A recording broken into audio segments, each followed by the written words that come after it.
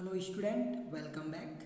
आज की क्लास में आज आपको मैं एक इम्पोर्टेंट टॉपिक को समझाऊंगा जो आप अपने मोबाइल्स पर देखते हैं। मोबाइल स्क्रीन पर आपको दिखती है रेलवे टाइम टेबल, है ना। रेलवे टाइम टेबल जो यह एक से लेकर पूरी काउंटिंग आप गिनेंगे तो ये 24 तक लिखी होती है ना। तो हम समझ नहीं पाते हैं। हम तो 1 से लेकर 12 तक जानते हैं। जब रात के 1 बजे से दोपहर के 12 बजते हैं ना, दोपहर का समय 1 बजे से हम AM देखते हैं, रात को 1 बजे से AM लिखते हैं। ठीक है, इस तरीके से हम जानते हैं। यहाँ तक कहाँ तक जानते हैं? 12 बजे तक। ठीक है, उसके बाद हमारे मोबाइल में जब लिखा जाता है ना, दोपहर 12 बजे से, और उसके बाद लिखा जाता है 13, 14, 15, 16, 17, 18, इस तरीके से 24 तक लिखी होती है ना। नंबर आते जाते हैं तो हमें कन्फ्यूजन होता है, तुरंत उसको गैस नहीं कर पाते कि ये कितने बजे हुआ है ना, कितना बज रहा है। तो हम उसी को आज जानेंगे। जैसे हमारे स्क्रीन पर दिखे 13, है ना, तो 13 2 अंक है, यहाँ पर 2 ही अंक है ना, 1 और 3। तो इन 2 अंकों में हमको क्या करना है, उसमें 2 माइनस कर देना है। तो बचेगा कितना? 13 माइनस 2 किया तो 11 बचेगा। इसका लास्ट जो अंक है, लास्ट जो डिजिट है ना, कितना है? 1। तो हम लास्ट डिजिट को देखेंगे, कितना है? 1। तो क्या है, कितना बज रहा है वहाँ? 1 बज रहा है। जैसे 14 में 2 गया तो कितना बचेगा जी? 12। 12 का जो लास्ट डिजिट कितना है? 2। तो वहाँ कितना? 2 बज रहा है। ये दोपहर का समय का है ना। 15 में गया तो 13, 13 का लास्ट डिजिट 3, तो वहाँ 3 बजेगा। और 16 में गया 2 तो बजेगा 14 बचेगा, है ना। तो लास्ट जो अंक होगा 4, तो वहाँ कितना बज रहा होगा?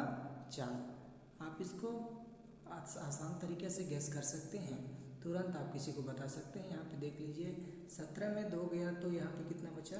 15। तो उसका जो अंतिम अंक है कितना है? 5। तो यहाँ कितना बजेगा? 5 बजेगा। 18 में जैसे 2 गया तो 18 में बचा 2, कितना? 16 बचेगा। 16 का अंतिम जो अंक है वो 6 है, तो 6 बज रहा है ना। 19 में गया 2 तो 17 बचेगा। 17 का जो अंतिम अंक है वो 7 है, तो यहाँ 7 बचे, है ना। 20 में जिस प्रकार 2 घटाएंगे तो 18 बचेगा। 18 का जो अंतिम अंक है 8 है, तो यहाँ 8 बजेगा। 21 में 2 गया तो 19, 19 का अंतिम अंक क्या है? 9। इस प्रकार से यहाँ पर 9 बचेंगे। ठीक है। 22 में 2 गया 20। अब देखिए, 22 में 2 गया 20, तो 20 तो कभी बचता है नहीं ना। तो उसमें जो लास्ट में 0 अंक है, तो 0 किस में लिखा रहता है? 1 से लेकर 12 के बीच में जो अंक होता है वो 10 होता है ना।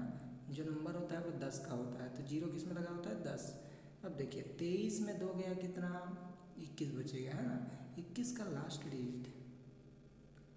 अब यहाँ देख लीजिए, 21 से हमको क्या करना है?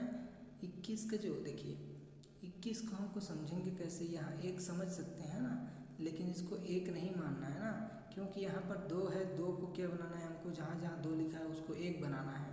ये जो पहले वाला अंक है उसे 1 बनाना है। ध्यान से देखिएगा, है ना। जैसे 20, 21, 22, 23, 24, ये है ना। तो वहाँ 1 बनाना है, तो हम समझ जाएंगे किस तरीके से बन रहा है। ठीक है। तो 20 यहाँ पे हमने क्या किया? 10, और इसको 1 बना दिया, तो ये कितना हो गया? 11। इस तरीके से 22 को देखिए, 22 में भी हम 2 अंक, दूसरे अंक को क्या बना देंगे? जैसे 24 में गया 2 तो बचा कितना? 22। 22 का जो पहला डिजिट है, 22 के पहला डिजिट को हम 1 बना दिया, तो कितना हो गया ये?